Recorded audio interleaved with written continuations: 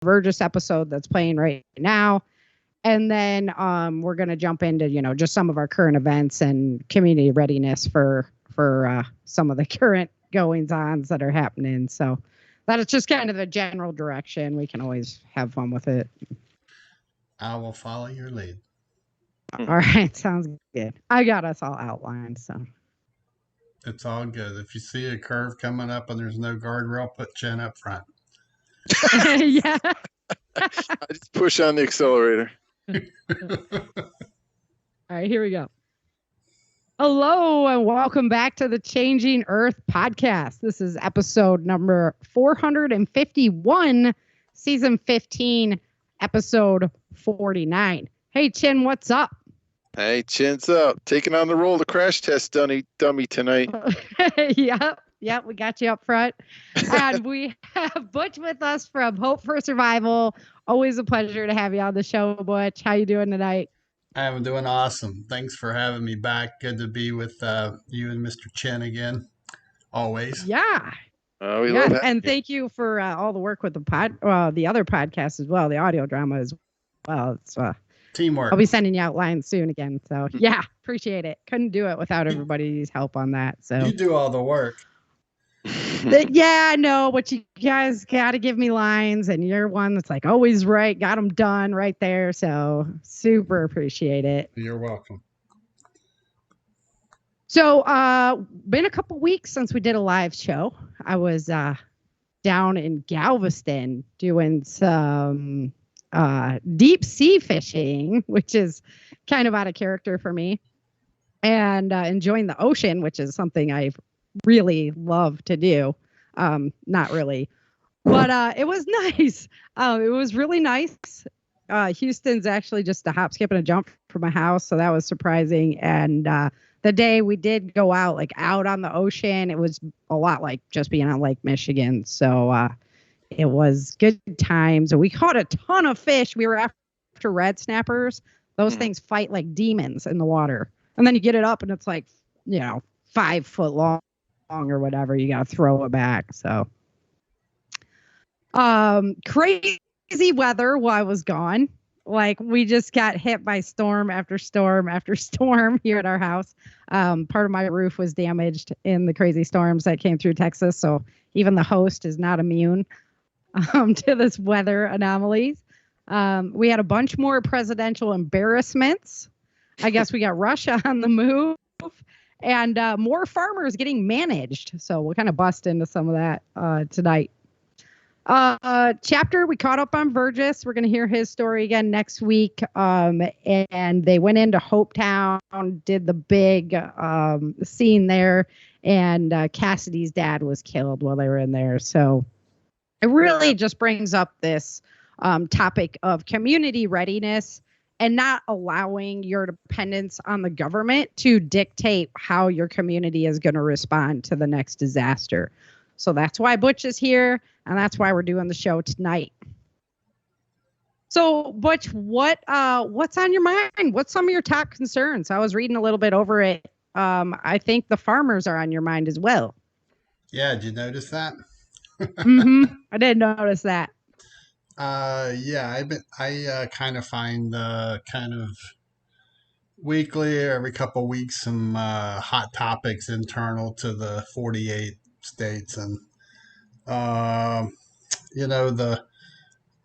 state law out in Oregon that came out several months ago that restricting the private gardens, and then I caught on to a story. It's going on of all places, Idaho.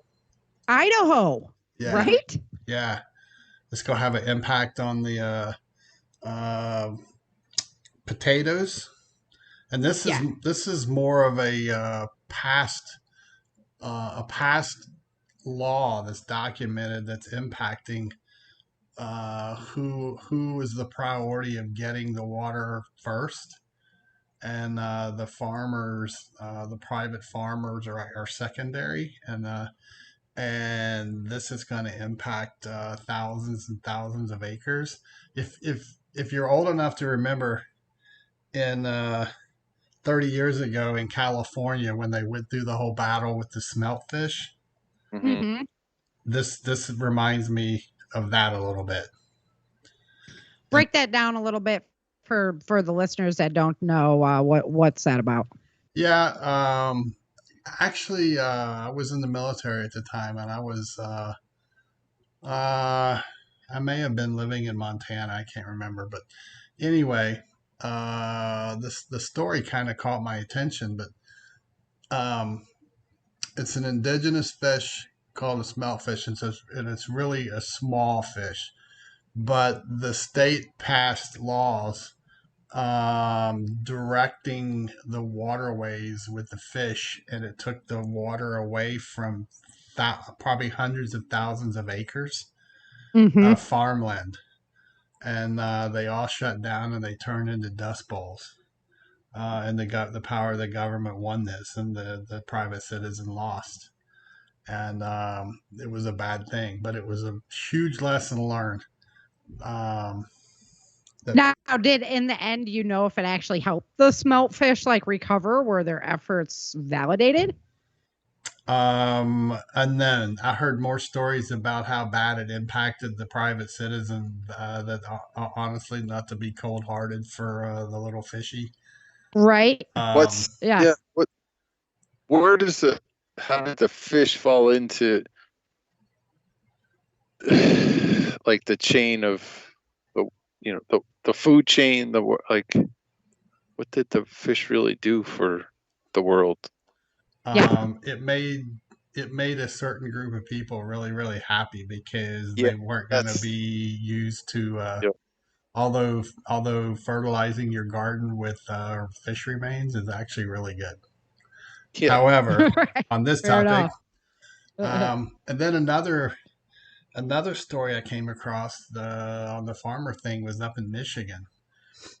Oh, really? Of all places, but several years ago, state by state, but they started reprocessing human waste. Uh-huh. And they came out, I believe it was the FDA came out years back and said it was safe for farmers to use as fertilizer on their fields for cattle. And then the years is that passed. Mad Cow, where Mad Cow came from? No, that came from Washington, D.C. But can't you tell recently? Right. Yeah. Well, what happened was this guy in Michigan was a cattle farmer and had built up a reputation and was doing quite well, had expanded his property, and he was setting up his business for his children in the future. And the state came out and wanted to do soil samples, and they tested and tested and tested, and they came back and said, sorry, but we're closing your farm down because your soil is way above the limits by millions as to what's acceptable. And it's like, but you guys created this stuff. You said it's safe. Yeah. And they're basically bankrupting this guy. Crazy. Because he's been using something that was a sanctioned product on his fields. Yeah. And they're like, oh, you're basically dumping human waste all over, so now we're going to bankrupt you. And I've heard other instances recently about, was it Forever Chemicals or so, PFAS, where it was chemicals that they were allowed to use for fertilizers and stuff. Here's the story in Maine where they're shutting down farms because they were allowed to use it. And now when they got their soil tested, it was too high in these chemicals, and the chemicals are basically in the soil and they don't know how to get it out, to filter it out. Correct. Well, isn't that convenient? The land's being condemned now. So I mean, you all hear and see this stuff, but it's like you can't even do sanity checks on this stuff. I mean, it's so off the charts. Here we are. We've had so many food processing locations destroyed by fire. They've Yeah, mysteriously. they've wiped out chickens and pigs, and they're going after cows, and they're doing all this crazy stuff. Then you got a guy who made billions of dollars off of computers and software, and he's not even a doctor, but yet he's going around the world and our own country talking to him about vaccines and viruses. It's like, right. Yeah, the same gentleman who used to make viruses for his Yeah. computer systems so he could solve them. I mean, it's like Interesting pattern. It's you can't even sanely explain this stuff. So it's like, you know what? I wonder, like in the United States, if because of our amount of territory, they're able to kind of pick it apart more, because if it's not affecting like your area, if this was all happening in like a smaller country like Germany or something, Yeah. then the farmers would be more likely to connect on the issues. But because it's spread out to Maine and Michigan and Oregon and Idaho, and other states are involved, but because they're not all together in an area, that's smaller than what the United States is, it makes it seem like, oh, that's so distant and far away, that's not going to really affect me. Until you go to buy, potatoes, French fries, which can be really, really life-sustaining item for your family when you don't have money. And now they're going to skyrocket the price of potatoes. Well, we're bringing millions of more people into our country. Right. And at the same time, we are potentially introducing more disease, bringing that from the outside in, of unvaccinated and so on and so forth. And God will knows what they're creating in and where it's allowed to be created. And go over the last 5 to 6, 7 years and look at the key areas of our country that the regions were food producers or major locations for cattle. You look at the fires in California, you look at the fires in Texas, you look at the droughts in Texas, you look at the massive amounts of rain, tornadoes, derechos across their Midwestern states. I mean, as of 2 weeks ago, they had not even planted a wheat crop in the Midwest U.S. yet. It's just too wet. And all of these are huge impacts on sustainability as a nation. So, and Brazil, same, Brazil's another huge worldwide producer. They got totally flooded in the south, been having nothing but drought up north. You've got, Ukraine down, that whole area down, as far as like being able to distribute food out of those regions to, places that rely upon the bread boxes of the world that aren't going to get, their shipments this year. And you look at the global market, and you look 20 years ago, 10 years ago, and you look now, and you look at who used to be the major players at the global table on global food purchases, and now you're seeing the superpowers that are in there now trying to compete for and consolidate that market down. It's been happening. They wiped out the pork industry with that type of activity, as far as like big corporations coming in, buying up everything, and then pricing out the independent farmer. And now you don't have the variability of product or any of that. So, looking at these things years ago and continuing to look at them from that period to current, more and more and more is what drove me, looking at everything. It's what drove me to start really researching what Hope for Survival talks about, the 5 mile radius, and it's a 5 mile radius in theory.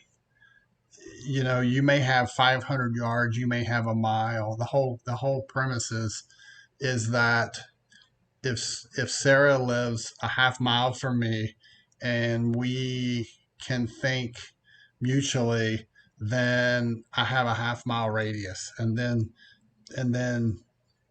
Chen lives a mile from you and a mile and a half from me. Then now I have a mile and a half. You see what I'm saying? We're building Yep. security in depth. Yeah.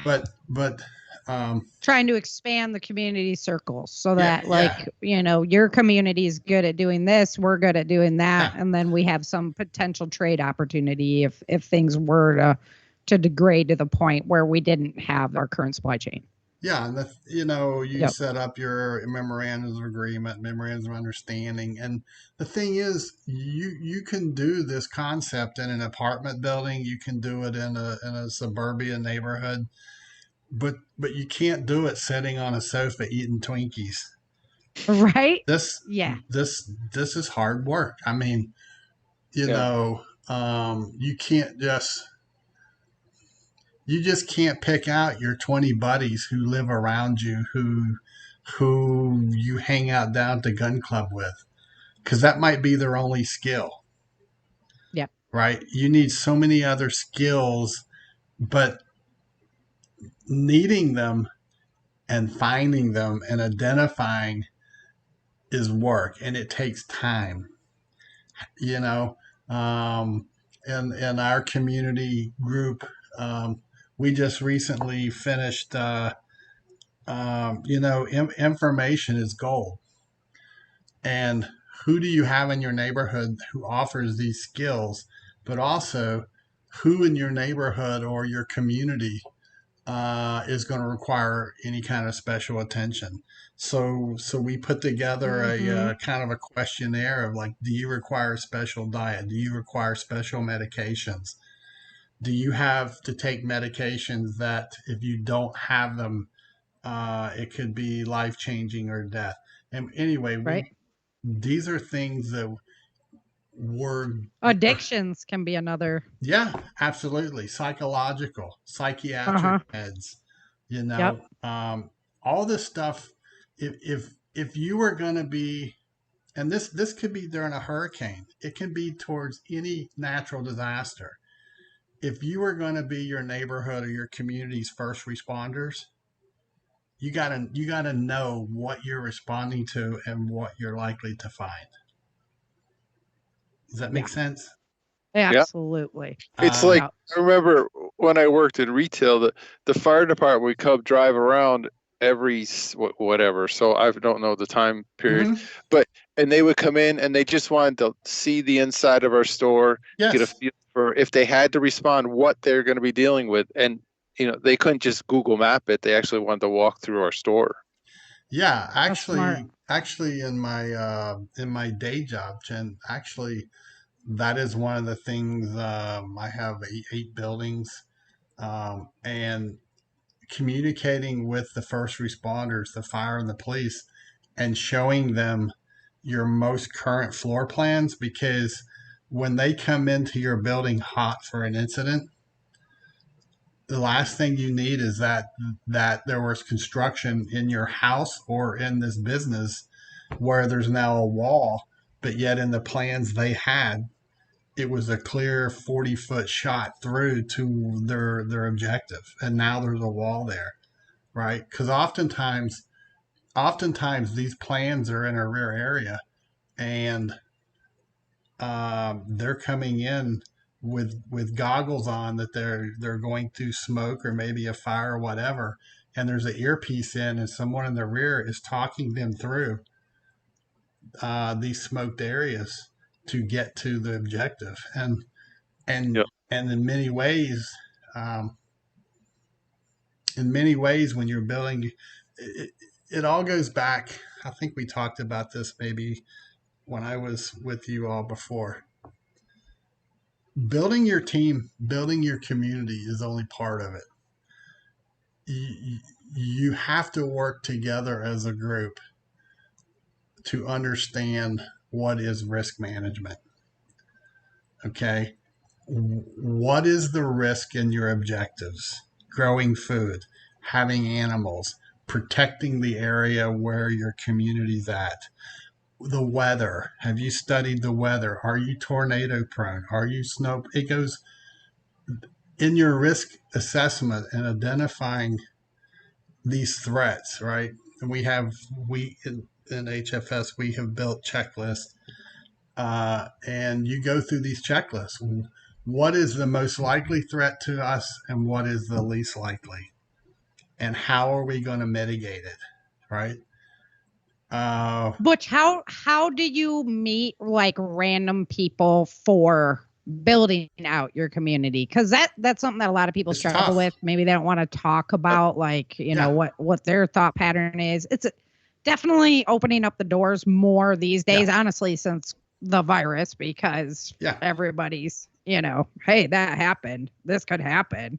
So I think people are a lot more open-minded to it, but like, you know, it's like the icebreaker. Yeah, I typically tell them that I know Sarah and Chin. Oh yeah, yeah. You got to check out the show. You know.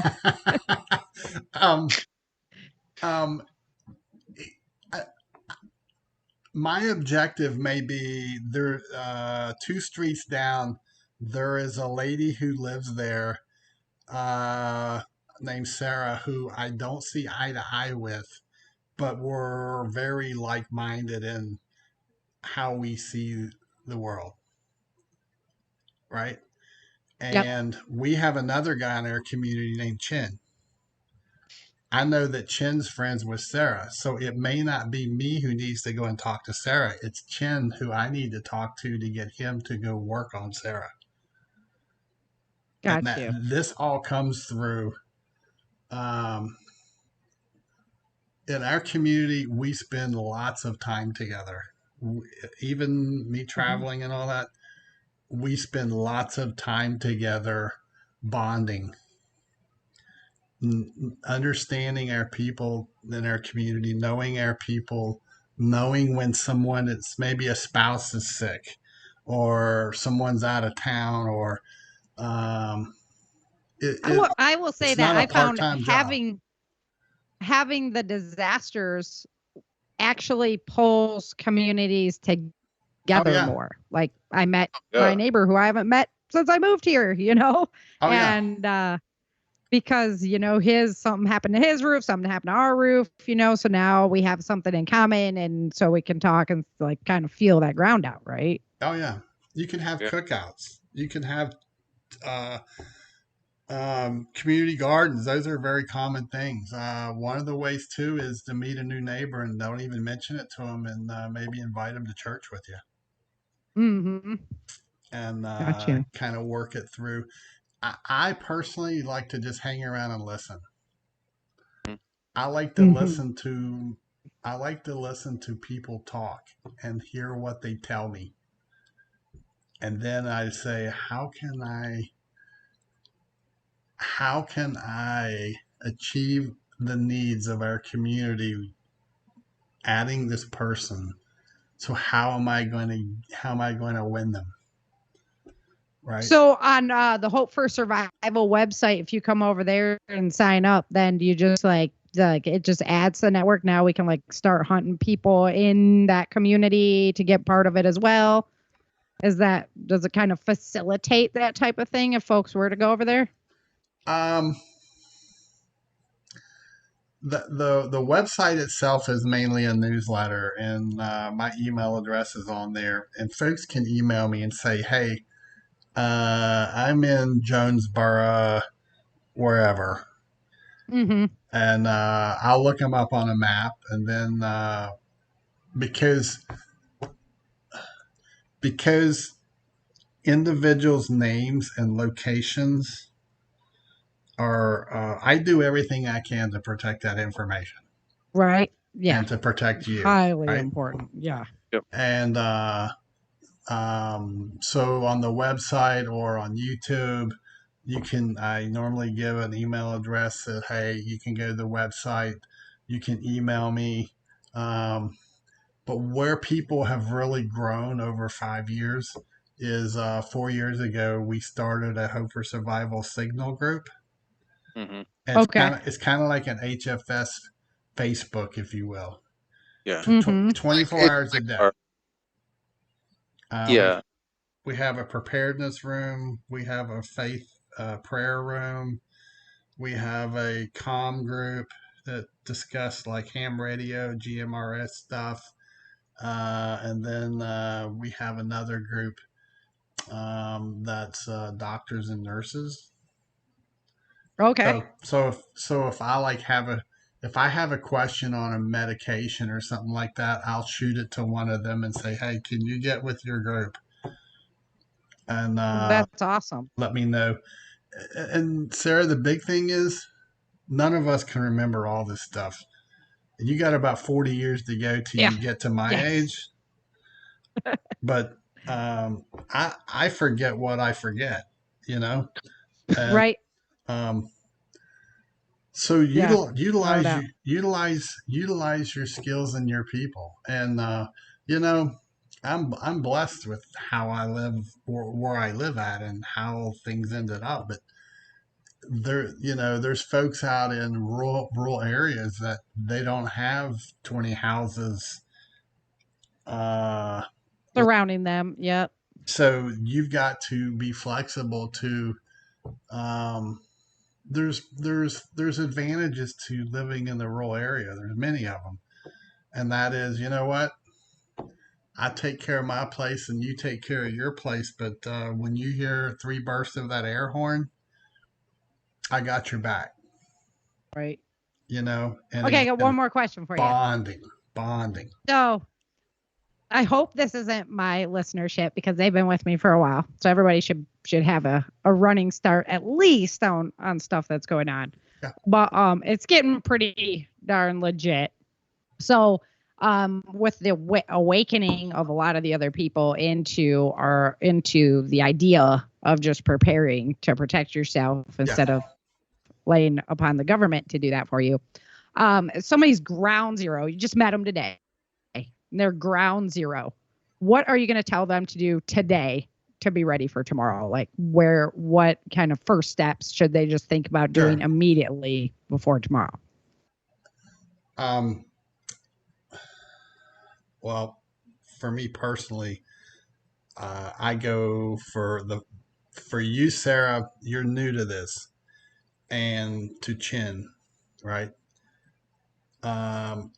I would tell you, number one, the best that you can, you need to get out of debt. And then I would suggest to you, you address your spiritual, physical, and psychological self. You're no good to anyone else if you're no good to yourself. Amen. And in order to be a sound leader that other people are going to follow, it's not always what you say, it's what you do. So to be a good example, and you'll pick people up by just them seeing you do good deeds to help yourself and help others. And then from that, your resources will be determined how much you can spend. It'll be determined by where you are, what's available, how much you can store, how much you can transport. Are you alone? Do you have help? And then the food, water, of course, shelter and security, and medicinal. I think medicinal is going to play a huge role over time. Understanding not just pharmaceutical stuff, but understanding medicinal plants, essential oils, things if you can you grow these things? We need to be there anyway. Yeah. And, the Western pharmaceutical that everybody's duped on is not all that it's made up to be. So do yourself a favor and research it now. I mean, ask yourself. You can hug trees and kiss camels and be as far left as you want. You know what? That's on you. Just don't bring it in my house. But let me ask you this question if you're in that position. How does a government that represents 300 plus million people and come out and claim that our biggest threat is China? How is it that we buy 90% of our antibiotics and psychiatric meds from the same country? Right. It just It blows my mind.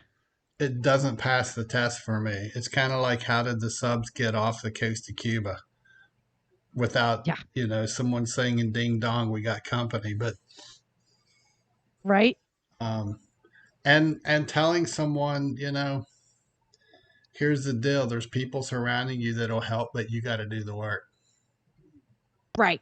I'm not. Yeah, because that's one of the biggest things. They're like, well, you're getting ready, and it's like, but that doesn't, it doesn't feed multiple mouths for a long time. If you don't do the work and put in the effort and bring your skills to the table, then it's for all in vain. Yeah, and find and also I would tell anyone this, and man, I'll tell you what, God has blessed me far more than I deserve, but I am surrounded here in my community. I am surrounded by so many absolutely incredibly awesome brothers and sisters. It's whether I'm home or I'm on the road, I can reach out to them. I don't worry about if I'm gone. They're there for my wife, but right. The work they're doing behind the scenes, helping prepare community, and it's a self-insurance policy. It's self-reliability. I mean, ask yourself, since the last time we had a major SHTF, how many hurricanes, tornadoes, fires, droughts, how many natural disasters have we had that required some portion of your preparedness package to sustain your life? And that's all this is. That's so true. And that's why I try to break it down like real simple, even to the simplisticest level for people to understand, is like, you have a spare tire in your car, you have insurance on your house. What if most people need dual income these days? Yes. What if one of you, wasn't available? Or even if somebody's running a homestead and somebody's working still full time, what if one of you, something were to happen? Wouldn't you rather know that you have food in your pantry and the lights are going to stay on? Or would you rather be in that position where now you're going to cash call or whatever and you're bankrupting yourself? You can weather the storm. It just takes a little bit of foresight. I mean, a disaster to you may be different than a disaster to me. You lost part of a roof, right? And somewhere else, a disaster may be a one-income family. He or she just lost their job. Yep. Or they were diagnosed with a bad illness that's going to take a long-term care, right? I mean, there's just so many things, and all this is saying, stop being dependent upon a system, no matter what that system is. Be dependent on yourself to help yourself, your family, and your community. And then once you feel comfortable, then you can start doing that with your community. And, then you're there to help each other, which we're really missing right now in our culture, is the ability to, really just understand, like, hey, they might need something from you. You might have to, sacrifice something of yourself. And that's what it's all about making yourself a better person and helping other spirits along the way. Not to sound cold-hearted or anything, but it's like, I have people tell me, I don't need to do any of this because the Lord's going to take care of me. And, I just point blank tell them, it's like, no offense, ma'am or sir, but when Jesus shows up in an Uber bringing you a pizza, please call me. Right? Oh, isn't that the truth? Isn't it the truth? Think about it that way as well. And a second part of this that others may, just like you just met a new person, right? And they're excited about doing this, and they're asking you questions, and you're kind of mentoring them a bit. And that's awesome because that's where it counts. But also in the preparedness arena, yourself and with Chen and James and all the others, we're trying to help people, trying to get them to understand why and they need to do these things. But there's kind of an unspoken beltway amongst our voices that we can reach out to one another and say, hey, what's your thoughts on this? Or, hey, are you encountering this? Yep. Or, hey, I got this problem. Questions all the time. Yeah. One of the coolest things, like on our garden channel, because like, oh, I've seen that before. Oh, no, I haven't seen that before, Yep. So, and you're always up against it with your plants, Yeah, So. people take a picture of the leaf or something and saying, everybody's seen this. How do we fix this? What is it? Love it. And I may have a 75-year-old lady who sends me an email, and the first time in her life she has one pot growing a tomato plant, right, with 4 or 5 tomatoes on it, and she's thrilled.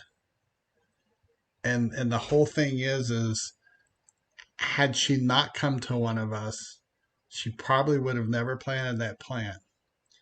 But more important than that plant is giving her confidence and purpose that she can contribute to herself and hopefully now contribute to her neighbor.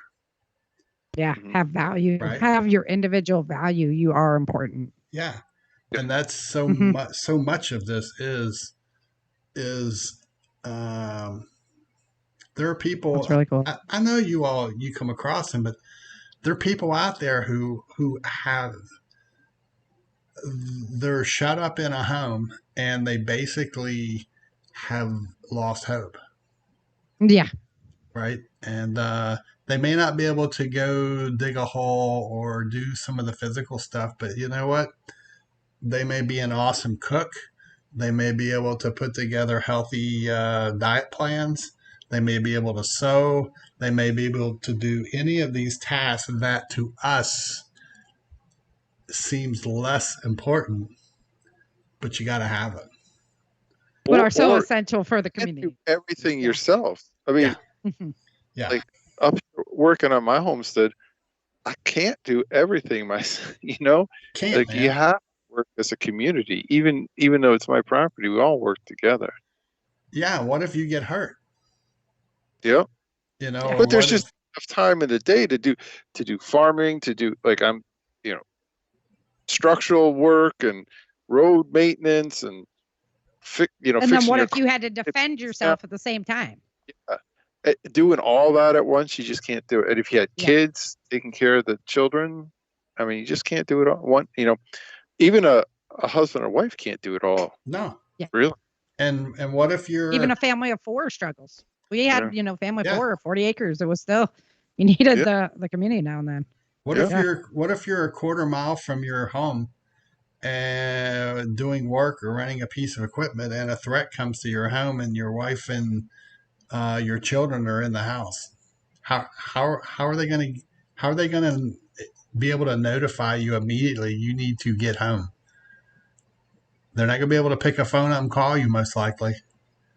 So this goes into that community building, setting up a communication plan as part of your security plan, as to 1 air burst equals this, 2 air bursts equals that, 3 air burst equals, do you have a text group set up amongst your family or your farm neighbors? Right? Yeah. Hey, my security camera had someone on the porch at 3 a.m. Here's what they look like. Do any of you recognize this? Actually happened to some of our folks up in North Communication Alabama. is king. Yeah, you can't outrun it. You cannot outrun communicate. If you can see at night and you can communicate, you're ahead of the rest. Well, Butch, thank you so much for coming back on the show. We're going to have to jump into the Changing Earth news. You going to stick around, or you're out of here? Yeah, I'll hang. All right. I'll hang. Appreciate it. It's good to be with both of you all again. Yeah, it's been too long. We've got to get you out to prepper camp. I mean, you got to just retire and get your butt over there so we can actually shake hands. All right. All right, hold on.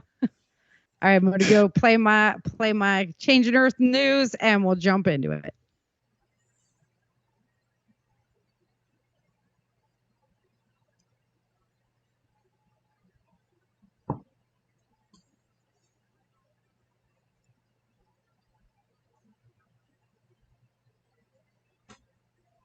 All righty, Changing Earth news. So as I mentioned in the intro, past 2 weeks were a little interesting in Texas for sure. And across most of the United States, we had some crazy weather patterns coming across that just seem to hammer and hammer and hammer. And it appears that Tornado Alley is moving east as well. So everybody heads up there. Been something like 20 tornadoes in Pennsylvania this year. Very odd stuff afoot. Solar activity has actually been fairly stable this past week. And you can obviously see the correlation there. Whenever our solar activity kind of stabilizes out, so do our weather patterns. And when it gets crazy, so do our weather patterns as well. So keep eyes on. There's a couple interesting things going on. There's a big sunspot on there right now that we do have eyes on. But this morning, NASA decided that the whole system was just down. So the website was down. Everything was down. So we'll be watching it again in the morning to make sure they're back up and running and everything's looking good up there. So I was, through my research, I'm researching, and suddenly they've decided to put out a new warning that the Cascadia Fault is about due for a 9+ earthquake up there with tidal waves and whatnot. I see this information coming up fairly often, and it's good when we see the little, earthquake swarms that are releasing energy up there. But again, there needs to be a heightened level of preparedness in that Washington area, in Oregon, because that would be a big wave coming towards you guys. So, you got to be ready to get out of your house in seconds to get ahead of that storm. All right, let's jump into the dailies. So on June 9th of 2024, there was 394 earthquakes that were 2.0 or bigger, the biggest of which was a 6.2 in the Pacific Antarctic Ridge. The 5.7 earthquake hit China's Xinjiang region. Tremors were felt all the way into Kazakhstan and Kyrgyzstan. There was a 4.5 earthquake in Northern California, as well as a 3.4 earthquake in Southern California. There was a large solar filament that erupted on that day. It was not earthbound. We did get hit with some of the energy coming across our connection with the sun, but not earthbound event. Eastern Arizona, they had the Bear Fire that was growing pretty big on the 9th. And then on the 10th, there was 390 earthquakes that were 2.0 or bigger, biggest of which was a 5.2 in the Coral Sea near Vanuatu. Mount Etna erupted in Italy. We still have eyes on Campi Flegrei. Just have to stay eyes on, because the more they've been researching it, they've been finding bigger and bigger calderas in the area. So it could really make a big mess over there in the Mediterranean. Lava broke through the barriers towards the town that begins with an R in Iceland. I can never say it correctly, so I'm just going to go with the town that begins with an R. They have this huge lava barrier up, and lava broke through it that day. It's still encroaching in that direction. Stromboli erupted in Mexico on that day, so lots of volcanic activity. We're going to get to that in a minute. And then on June 11th, there was 366 earthquakes that were 2.0 or bigger, the biggest of which was a 5.4 in the Sulu Sea. There was 400 plus tremors in the Cascadia region that day. So just as I mentioned, when we see a lot of that tremor activity, it can be a precursor of bigger activity to come. But sometimes it can be the little release that needs to happen to keep the area stable. So we'll just keep praying for everyone up there, and I'm hoping that God continues to bless them. In west central Brazil, in the Penatol wetlands, they're having major forest fires up there. It's surged 980%. This is one of the world's largest wetland areas, and they've been experiencing an extreme drought. And I wanted to call attention to this one because it's another example of how just extreme the weather patterns are getting. We're having, extreme drought right next to extreme flooding, where you can literally drive from one area to the other and experience both of those events in one day. It's very trippy. So big difference in between the low pressure systems and the high pressure systems. On June 12th, there was 362 earthquakes that were 2.0 or bigger, biggest of which was a 6.0 in the Philippine Sea near Indonesia. There was an earthquake swarms near Mount St. Helens and around most of the Pacific Northwest again. So again, we've got eyes on that area. Everybody up there, please be prepared. After massive upheavals in Iceland's 100-foot volcano, it cracked open. This could be a massive eruption going on up there. So Iceland is not done with its activity by any means at this point. A severe hail event hit Switzerland. They had 5-inch hail coming down there. And then there was a big fire out in Colorado near Leadville in the Twin Lakes area. This was caused by a campfire that was left unattended. So guys, be aware of your surroundings. Take care of that fire before you walk away. June 13th, there was 357 earthquakes that were 2.0 or bigger, the biggest of which was a 5.1 in the South Pacific Ocean. In Brandon, Manitoba, they had multiple tornado touchdowns, and there was a tornado touchdown in Bushnell, Illinois. Ontario and Quebec were hit with large hail and damaging winds as well in that storm system as it came through. And the rains began to fall in Florida, causing historic flooding in the southern end of Florida, which is pretty intense because, again, we're highlighting these differences between the low pressure and the high pressure systems. Northern Florida has just had a recent outbreak of wildfires breaking out. So, right on top of each other, we're having these two different major events going on. Both Bay County and Panama City had those wildfires today as they were declaring a disaster zone for the flooding down south. So it's like, hey, could you send some of that water north? June 14th, there was 376 earthquakes that were 2.0 or bigger, the biggest of which was a 5.9 in the South Pacific region. There was severe storm that smashed southern Spain, causing massive flooding there. There was 6 homes destroyed outside of Phoenix in a wildfire event. In Nevada, Sparks, Nevada had a wildfire event up there. And Rajouri, India also had a big wildfire over there.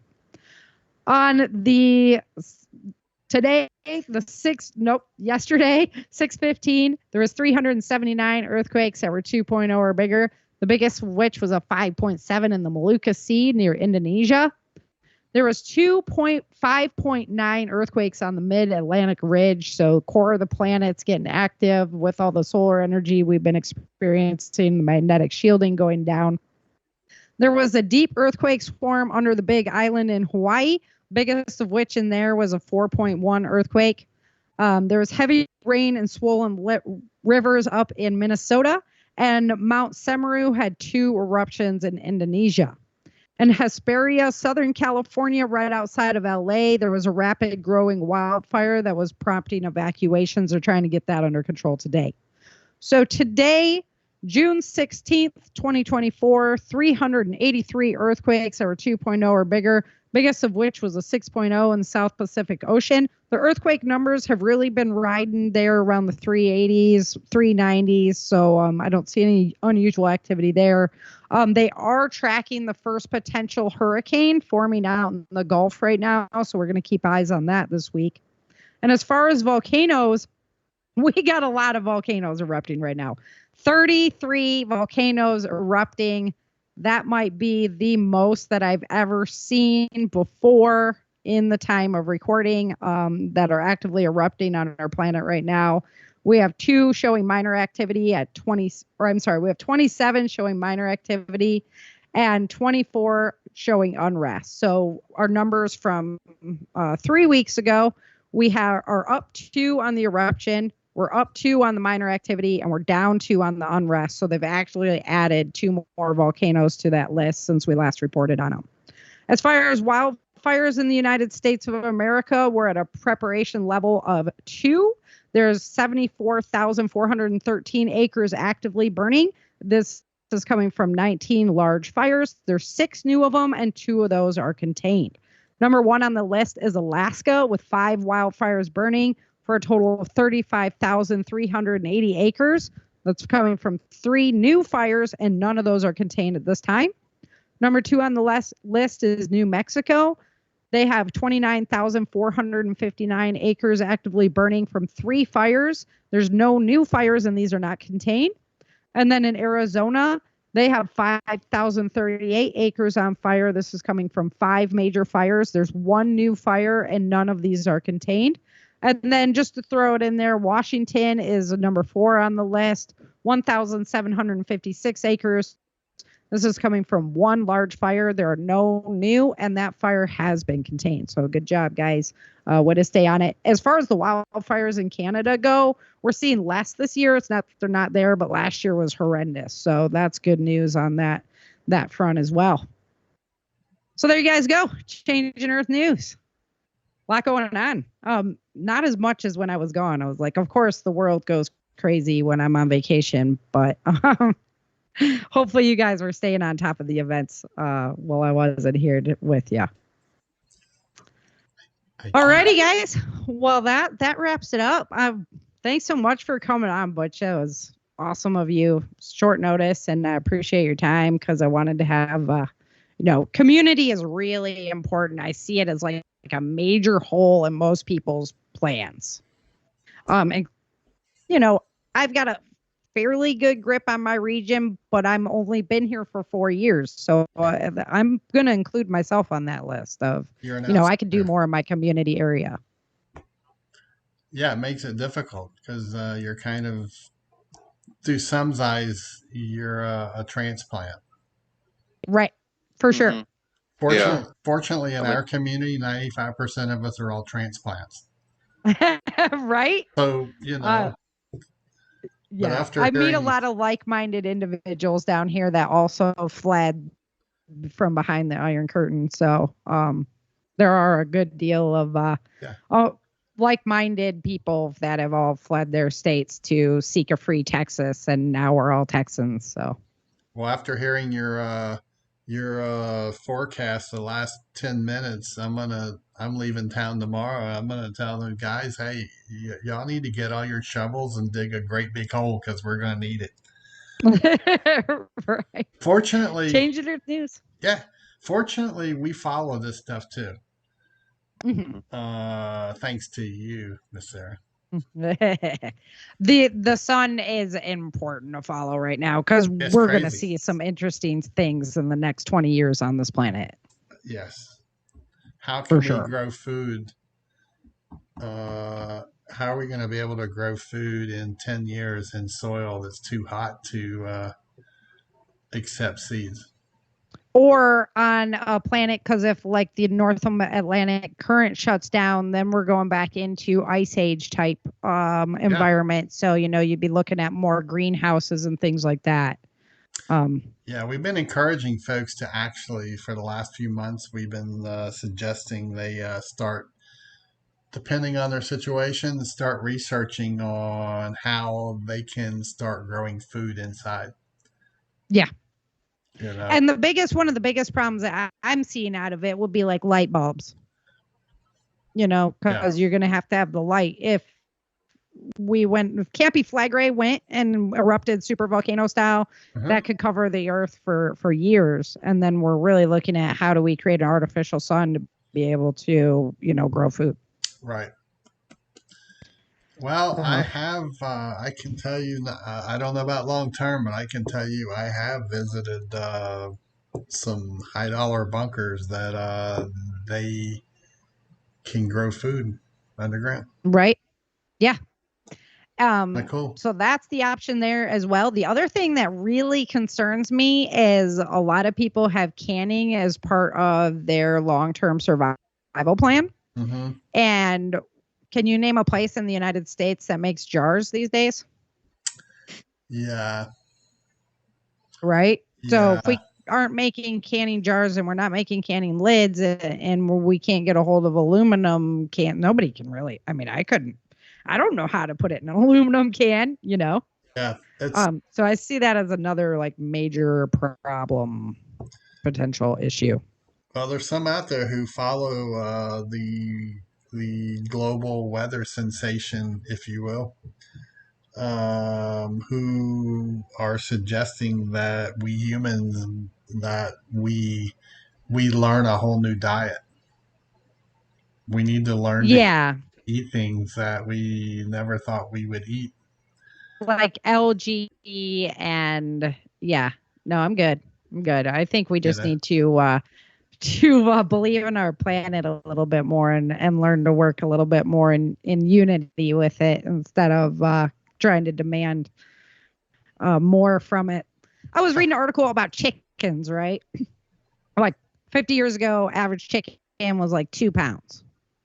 And nowadays, average chicken is like 8 to 9 pounds, right? Mm-hmm. And so we feed it all this stuff. It's a great idea because we're going to feed more people, right? So we feed it the special feed and everything so that chicken can now feed more people and be a fatter bird.